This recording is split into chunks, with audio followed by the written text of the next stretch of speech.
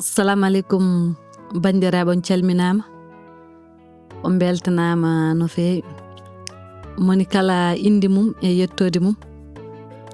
O ko Ramat Sow woni ɗo, debbo mo Eron.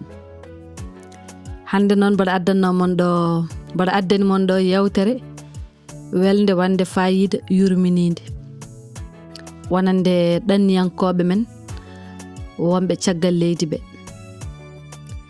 Ko ɗanniyanke tan goram jiyata nodde téléphone namdetake sene selli, namdetake so wottima, namdetake so hirtima, namdetake no woniri. Ala namdal jomum namdete gadanal ko ɗum ɗo gasi, maaro gasi, nebam gasi, ɗum ɗo ala. Ko ɗanniyanke tan ndeysan jiyata julde ara jomum goram ne dogoro ne maaya ne rendini ne waɗa fof nelde Afrique pour bottare julde yo dañe, pour layya yo dañe. Taw ndeysan ñande julde nde jomum ni taw hay galle wonan taw ñande julde nde jomum ko dawi walla ko hirnduyi. Oɗon gandi noon ɗum ɗon goram ne yurmini.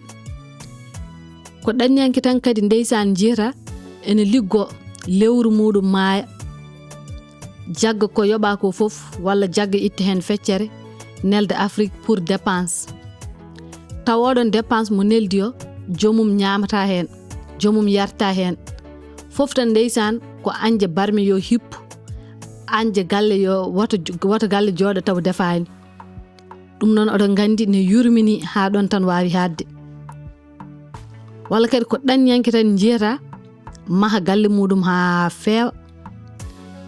So mahi galle mum ha feewi woɓɓe ngara gona hen, woɓɓe ɓe jamma e ñalom subaka kikiɗe koye galle o goni.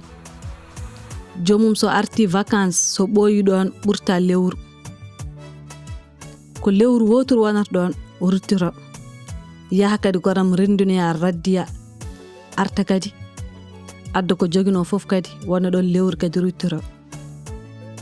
Ɗum noon bandiraɓe ballen ɗanniyankoɓe men, jurmoɗen ɗanniyankoɓe men, jurmoɗenɓe no feewi. Koɓe sagataɓe, koɓe tinniɓe, dokkenɓe kadi respect. Walla nana won hen ni jiya goram jurmotako jomumen ko dillani fof ko nena nodda ɗum dey ala, ɗum dey ala. Gonda ni jomum no woniri ga henne, gonda so jomum so ñaami, gonda so jomum so yari, gondaka haydara. Taw jomum ni ena wona ga henne hakki duuɓi a meɗan nande neɗɗo goɗɗo noddu ɗum wiye kaari artu min jewnima. Ala hay sa wi aɗa arti ni jomum wiyatma i an ko mbatta ga henne, an kay saɗa nana jinnamani celli no nguuri. Ala ko mbatta ga. Ɗum noon tinnoɗen e koye men, ganden ko kaldeten e ɗanniyankoɓe men. Haalo pularde ne mbiya konngol ko ndiyam so rufi ɓoftatako. Ngati neɗɗo ne ɗanni aɗa jooɗi duuɓi a yiyani jomum, kalda e jomum mbiya yi an kaari ko mbatta ga. Konngol ngol no muusa jomum yejjita wor cikke so mbi noon ɗanniyankoɓe ene jejjiti malla ko jalarta tan deƴƴo ko woni muusani ɗumen.